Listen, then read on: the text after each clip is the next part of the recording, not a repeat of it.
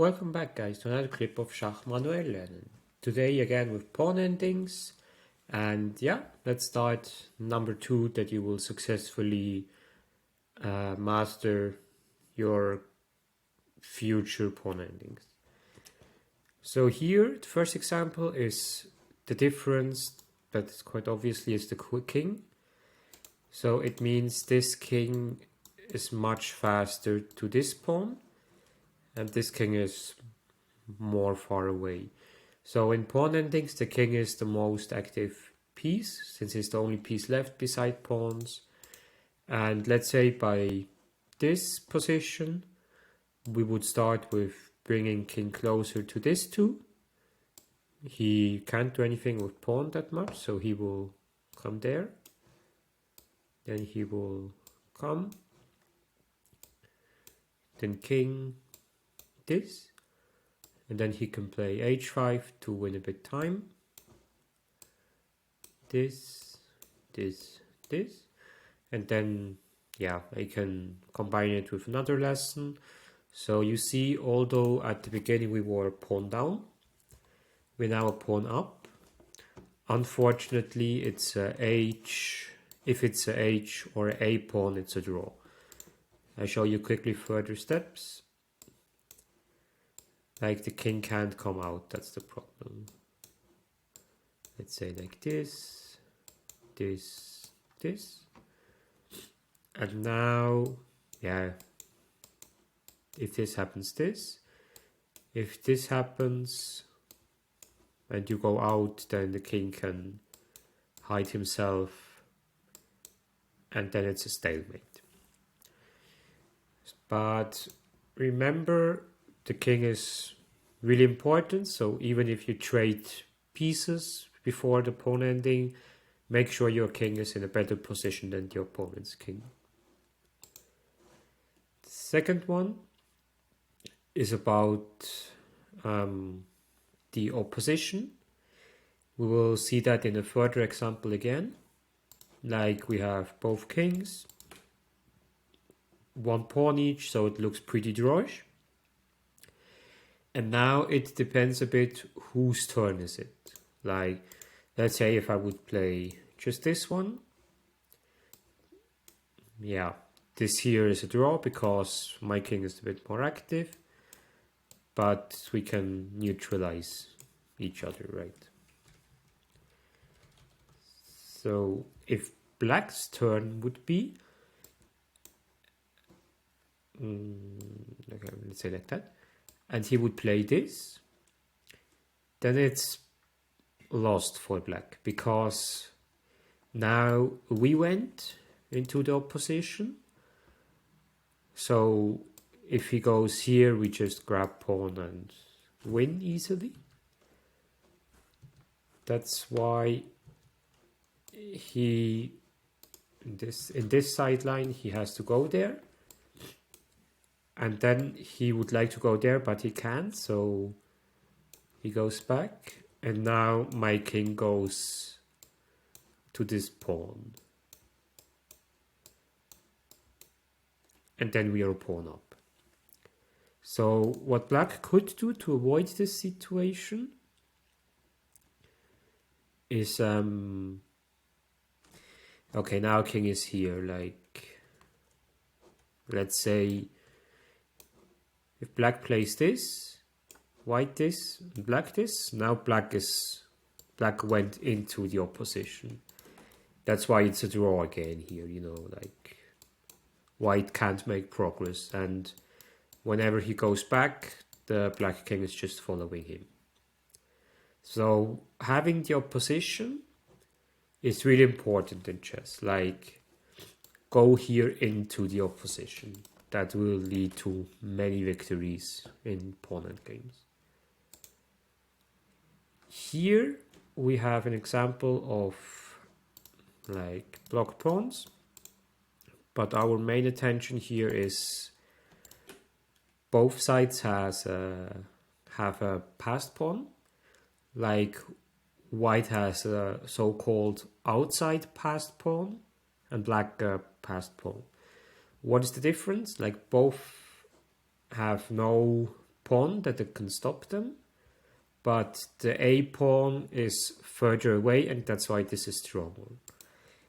We will see it here in an example, like let's say white's move, you just run with this pawn, and then the black king has to follow, so you can capture now, capture, and now you will just grab all of this pawn and win easily. Let's say if it would be black's turn, so we keep this position in mind.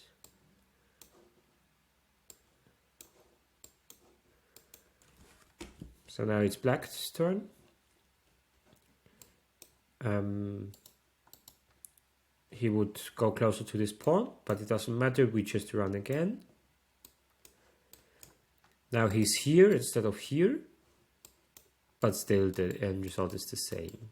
So that's the difference between passed pawn and outside passed pawn. Outside passed pawns are in 99% of the cases stronger. Then here we have again this opposition idea. Here, if white plays this, you can use it as an example for yourself if you want to pause the video. If white plays this move and black plays this, it's just a draw. They would just neutralize each other. Other options is, yeah, if you would go back, then this king would come, and then it's still a draw. But we want to have more than a draw, so what we can do is like what we learned before. We go now king c4. Because now, if black goes here, we go into the opposition. So now it's his turn. So he has to go somewhere there. And if he goes one of these squares, I just go here and grab the pawns. If he goes here, it's the same principle we saw before. Now we go into the opposition again. Now we attack pawn. And now, yeah, he has to go back and then we grab the pawn. This is so-called the triangle move. Like, imagine here this triangle. And at the beginning we saw when we play this, it's white is to move. But if you play this, let me check which variation, this one. Like when you play king c4, then you made this triangle, and now it's black's move. So this is, yeah, really important move to remember. And for last example, I just build up now something. It's spontaneously. Board editor. It's a small puzzle for the end for you guys.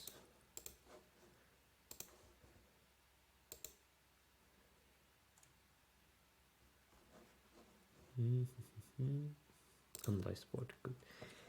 Okay, so which move would you play with white? I give you here a couple of seconds to think by yourself. You can also pause the video if you want. Like, I would say 90% of the people play this move, which looks really natural. You attack the pawn, but that would be the mistake. Because, let's analyze it quickly. If you play this move, you attack this one, and then back king comes, defense, and attacks by himself. And now you have to go somewhere with your king. You have these options. But regardless where you're going, black is just capturing. Then you have the other move, that is the correct one. I mean, we don't look at these moves because they are just passive and doesn't help something. So the other option that wins is this. Because it's like these two squares, it's like whoever enters this square first loses. So if black would now go there, it's the opposite. Like white is defending and attacking, and black has to move, and then we capture the pawn. So black has no choice. He has to go here. He can't enter this. Black can't enter this square. White can't enter this square. Now white goes here, attacking the pawn from behind. So black doesn't want to go on this square, so he would like to go here and grab the pawn. But the problem is, if he goes here, you can capture the pawn and then it's over. So here he has to go to this square, and afterwards, because he entered it first, you can go now again as well to your square, and now it's again black to move, and then you win the pawn. So this last example is really illustrative how complex pawn endgames are still. And yeah, I hope you learned a bit something. Leave a thumbs up there, hit the subscribe button if you didn't do it yet, and looking forward for the next clips. See you soon, guys.